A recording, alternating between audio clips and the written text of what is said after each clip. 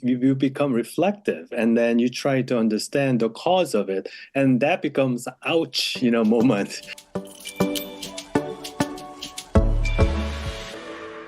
Welcome to Real Health. Before we get into it, if you want a chance of winning a €500 one for all voucher, head to www.mypodcastfeedback.com and pop in the code HEALTH and fill out the short survey for the chance to win a 500 one for all voucher.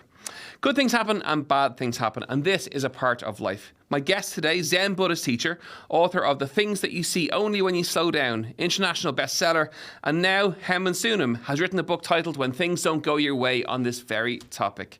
Haemin, welcome to the show. How are you? I'm very good. Thank you for having me. You're our first guest on the show from Seoul, I'm very glad to say. So thank you for joining us all the way from that part of the world. We really appreciate it. Oh, I'm very honored. Thank you. So you've written lots of books and you're fascinated with this topic. This current book about when things don't go your way, it explores how difficult moments can actually become opportunities. That's very much one of the cornerstones of the book, isn't it? That's right. Yes. When things don't go like the way we wanted, only then we actually look inside and see what's really happening. So we become self-reflective and become, that becomes an occasion for us to understand ourselves deeper. And it's a challenge for people, isn't it, to see those struggles and those tough times, whether they be from a health perspective or a work perspective or whatever that perspective may be. It's a challenge for people to see that as an opportunity to flourish or to grow or to change. But having that mindset is a big challenge for people. Absolutely. It is very difficult, especially when you are in the middle of those challenging moments. You just feel like crying and you don't want to do anything. However, at some point, we become wiser and we realize that, I have to move on. I have to grow, from this experience, and asking bigger questions such as, what did I learn from this experience? If I had learned something, then that experience was not a complete waste.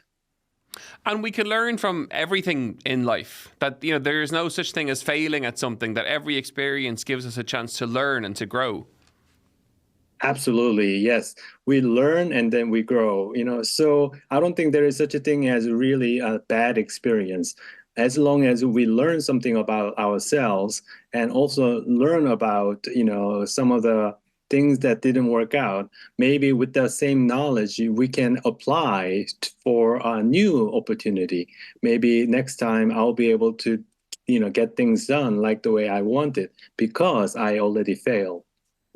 What can we learn from the Nirvana Sutra tale of the goddess of pleasant virtue and the goddess of unpleasant darkness? Tell us a little bit about that. Well, according to Buddhist text, sacred text called Nirvana Sutra, there is a very nice tale, where this goddess of virtue appeared and knocked on this old man's door. And then this guy opened the door and then saw beautiful, heavenly, wonderful clothes and, very, beautiful scent and everything. And she said, I am here to give you prosperity, happiness, big success and love. And then, of course, he welcomed her. Yeah, please come in, come in. And then there is another, woman knocking on the door soon after. And then she, once he opened the door, she looked really, ugly and very smells really bad. And so he basically said, who are you? Why are you here? And she said that I am here to offer you sadness and loneliness and failure. And then, of course, he said, oh, please go away. I don't want you. And then the goddess of darkness, she basically said that, well, if you do not accept me, then you cannot accept my sister, who's in your house already. And then so he asked, goddess of virtue, is this really the case? And she said, yes, we are twin. We always go together. Okay, so and again, it underlines what we've been talking about already, that from tough times come good times. Chat to me about the difference between an aha moment or that ouch experience. You touch on that in the book. Right. I think, while we are living having day-to-day experience, there is a time you have a deeper, knowledge about who you are, or things that you already learned before, but you begin to really truly see that, and then that's what I call aha moment.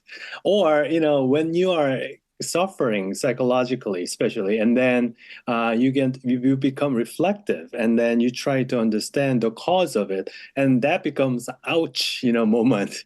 So whenever those two moments appears, I try to write something, out of that experience. So the book, when things don't go your way, I have lots of what I would call wisdom drops.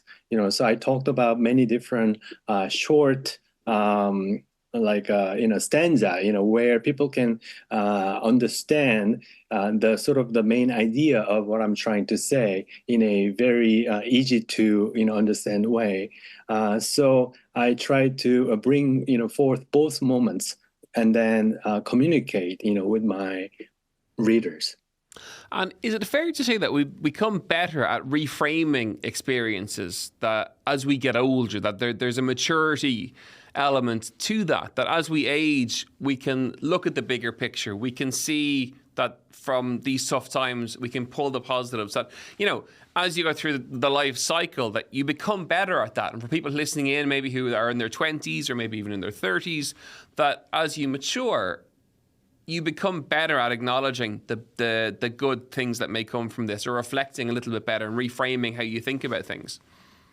I think so. Yeah, as we become older, like for example, when we are, very young and have a first love, and somehow the first love did not work out, and then we feel as though this is the end of the world, right? This feels like, this is it, nothing's going to work out for me. I will never meet anybody, like her or like him, However, we learn that is not the case. We move on. We find some other people, and then we may also fall in love again. So with all those, life experience, we begin to see that when things don't go your way, maybe it's not the end. Maybe this is a, occasion for me to become, maybe rest and become wiser and more appreciative what I already have. And then from that space, we begin to develop something and grow from it, and then create something new. One of the interesting things in the book that I picked up was around not being easily offended. That how to stay cool and calm when someone hurts your feelings. Chat to us a little bit about that. Well, people can bring some of their negativity onto you, and you may take it very personally. But you don't have to, take those things very personally, especially if you have not caused them, if you haven't caused them to, make them behave in such a way, and then it's not your fault. But we often take things, very personally, as though I have caused that kind of behavior.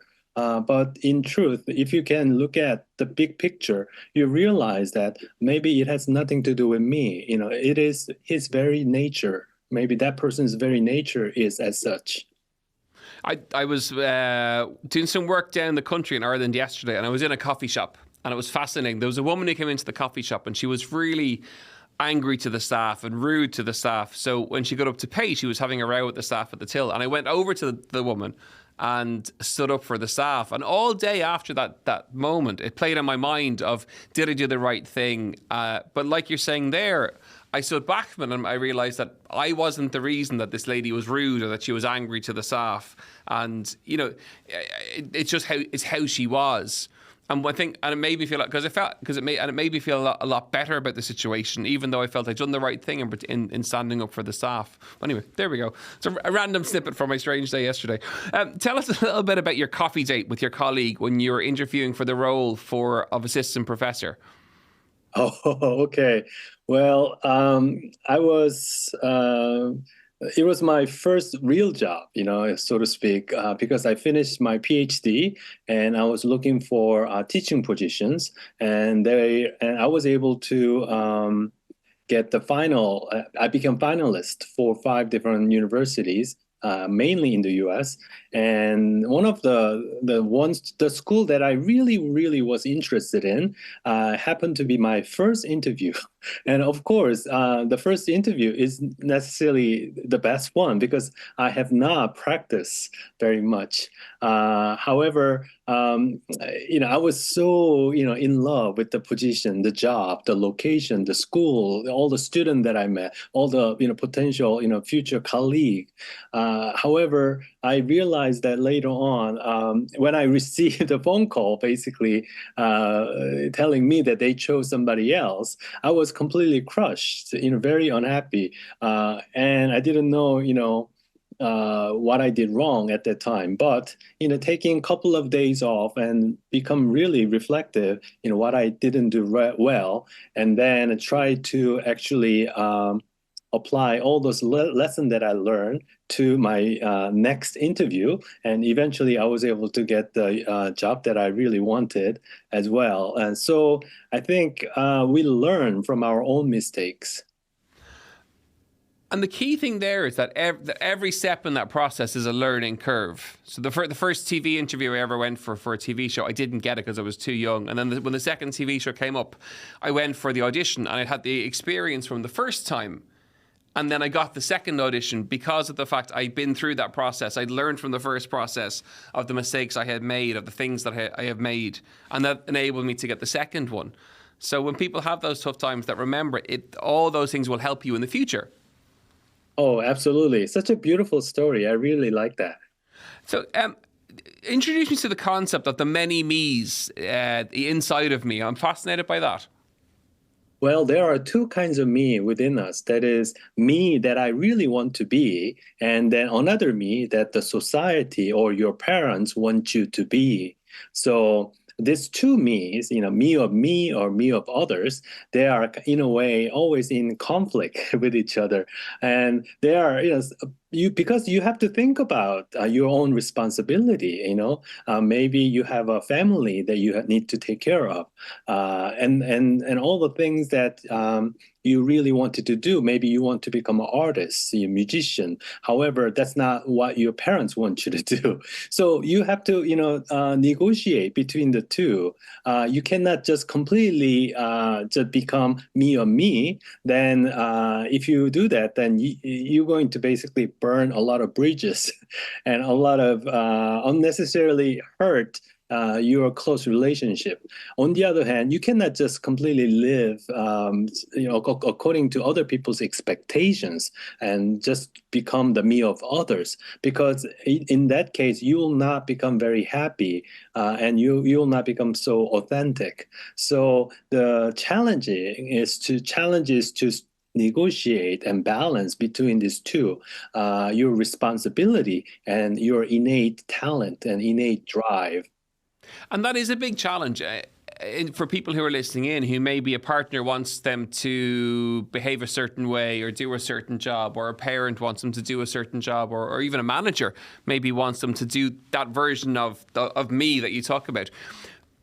How can people address that then? What do you have any tips for them to start and open that conversation, to take that conversation on, that negotiation on? Is there a best way to do it? I think, first important step is to really understand your own needs and as well as other people's expectations. We assume that, other people expect you to become A and A, B, C, but oftentimes as you talk with your, parents or your boss or your loved one, you realize that they actually want you to be happy. You just assume that that's the way they want you to behave. However, if you really begin to sit down and talk to them, you will realize that there's a lot more negotiating room to wiggle, between the two. Maybe because they didn't know you, they didn't understand what you really wanted, and that's why they expect that. But if you were to open up and really share your own genuine interest in, whichever area that you're interested in, then they might be surprised and they might end up supporting you. So I think the important thing is, try to open up and really listen, what the other person is saying, also express your own needs. And is it often the case that that conversation may seem bigger and more challenging than it actually is when you have that conversation? That we build it up to be a scarier thing than it actually becomes? Yes, yes, that is often the case, isn't it? We imagine like that big conversation that you are going to have with your parents, and only to realize that, oh, it wasn't exactly that difficult. Maybe your parents was in line with your idea, so it could easily go really well. So rather than imagining it to be something dreadful, something awful, why don't you just maybe sit down and actually just go ahead and have that conversations. I think we've all been in that situation where we build up something to be scarier than actually it's going to be. And then when we have the conversation, it's a lot nicer than we thought it was going to go. It's great. We live in a really strange world now, a world of 24-hour news cycles, of 24-hour content, of social media, of always being available and always being on, and being aware of every incident that goes on and wanting maybe to have an opinion on everything that happens. Is that something that is necessarily healthy, and that we need to be that aware and that opinionated on a constant basis, or is it maybe not good for us? I think we always have a choice, It's just we have to realize that is to whether we're going to open app to see what our friends are doing or the world news around us, or maybe you say to yourself, for the next 6 hours or maybe for the next 12 hours, I'm not going to, open those app and try to actually, have some self-care time. That is to go out and walk around in nice local park and have a nice meal for myself and a cup of coffee or tea, and then have a sit-down conversation with my, close friend or family members. So you have a choice. You don't have to feel like the victim of all the social media and then 24 hours news. You can say no to those things and then carve out some special time just for yourself, to care about how your body is feeling, how your mind is doing. Even listening to you from the very start of our conversation, I feel calmer. I feel, and you can pardon this, but I feel quite zen. You have that effect in a conversation with someone. Do you struggle with that though? Do you struggle with that? Not checking your phone, or maybe not checking your Instagram, or your book sales when you're an international bestseller on Instagram, or whatever it may be. Do you struggle with those moments where you want to check your phone and you say, no, I'm going to go for that walk in the park, or I'm going to apply my own principles to the situation? Well, sometimes I do, struggle. I'm like anybody else. I don't think I'm, anyone different from other people just because I'm a monk.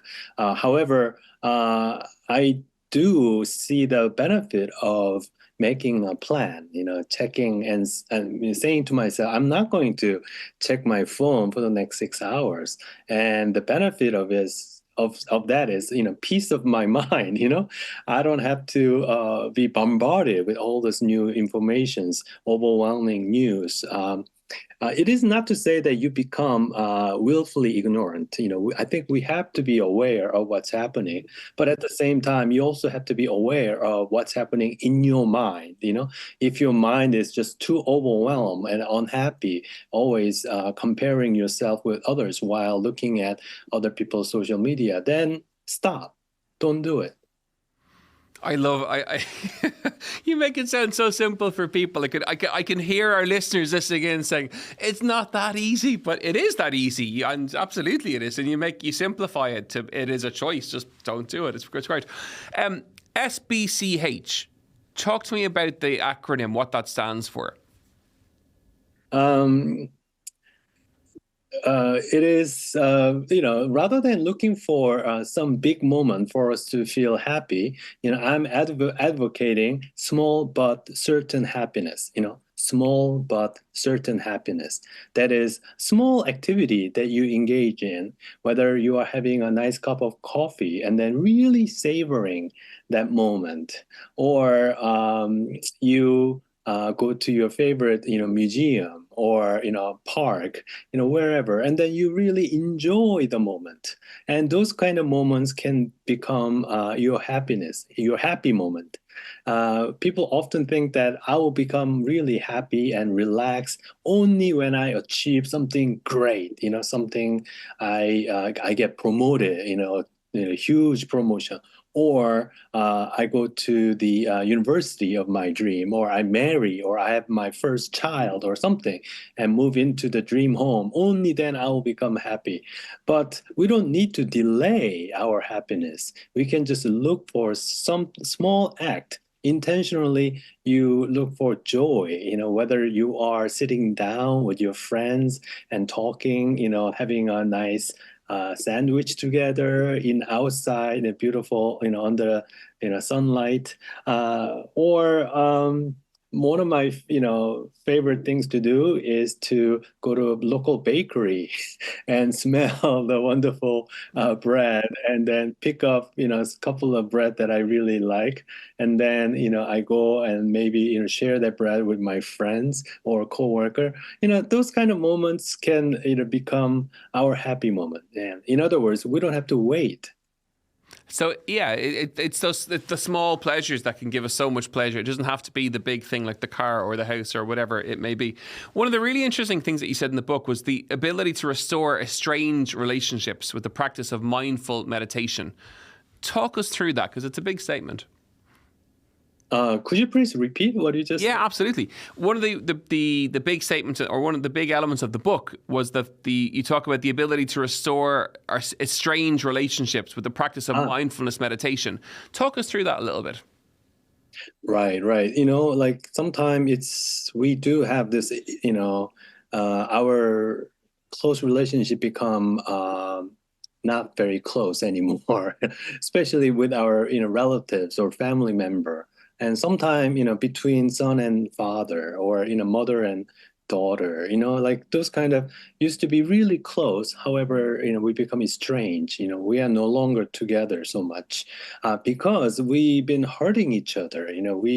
There's so much, history of, negativity, history of hurt. And oftentimes that experience comes from misunderstanding. That is, I imagine the other person to be X, Y, and Z. However, in reality, maybe he or she had their own, reason for behaving that way. So one of our teachings in Buddhism, in mindfulness, is to become mindful not only of your frustration and anger and sadness, with that relationship, but also, to really listen, listen to what the other person is trying to say, rather than just expressing your own frustrations, because you never know, maybe you misunderstood that person. So if we can just become mindful of our own, not just on our emotion, but our like willingness to listen to other people's. And then the thing is, as we listen to our own pain first, we can later also listen to the pains of others. So I think caring for ourselves first can be very important first step. I think this is the episode everyone needed to hear today. Just even listening to your voice have calmed a lot of people and brought clarity to a lot of people around really simple things and really simple decisions. Your book, When Things Don't Go Your Way, is an international bestseller, and it is for sale online and in bookstores all across the country. And we're delighted to have you on the show today, all the way from Seoul. We really appreciate you joining us today. If people want to find you, by the way, on Instagram, where can they find you? Haemin Sunim, Haemin _Sunim. Haemin, we really appreciate you joining us today. Thank you so much for joining us on the show. Folks, I really hope you enjoyed today's episode of Real Health with me, Carl Henry. A fascinating episode with simple content to calm your day and help improve that idea that when things are challenging, there's lots of positives to come from them. As ever, you know where we are, at Carl Henry PT on Instagram, realhealth@independent.ie. We'll see you next week for more Real Health. Slán go fóill.